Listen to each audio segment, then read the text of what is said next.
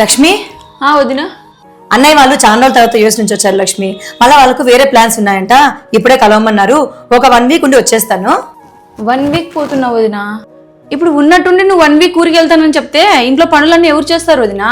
అదేంది లక్ష్మి, నువ్వు ఉన్నావు కదా, నువ్వు చేసుకోలేవా? మీ అత్తగారింటి నువ్వు కదా చేసేది. అంటే మా అత్తగారింట్లో కూడా నేనే పని చేసుకోవాలా? పుట్టింటికి వచ్చినప్పుడు నా రెస్ట్ లేకుండా నేనే పని చేయాలి వదినా? ఏమన్నా చేసుకో లక్ష్మి, నేనైతే పోయేది గ్యారంటీ. బా ఎట్లా చేయాలి అబ్బాయి అమ్మతో ఇప్పుడు?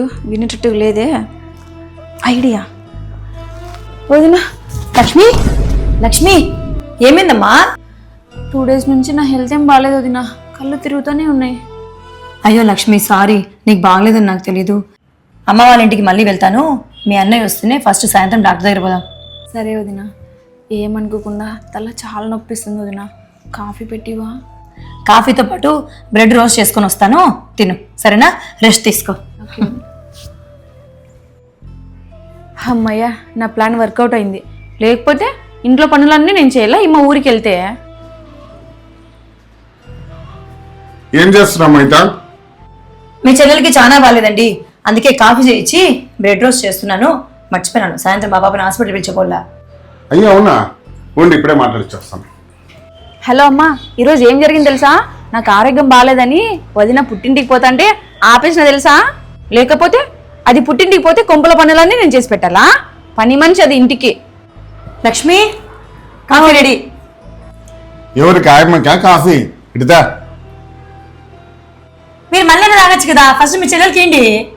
అన్నయ్య ఏంటన్నయ్య నువ్వు నాకు ఇచ్చిన కాఫీ నువ్వు తాగుతున్నావు? నాకు అసలే ఒంట్లో బాగలేదు. పాపం వదిన నాకు ప్రేమగా తీసుకొచ్చింది అన్నయ్య. వదిన ప్రేమ సంగతి తర్వాత అసలు నీ మోసం సంగతి ఏందో చెప్పు.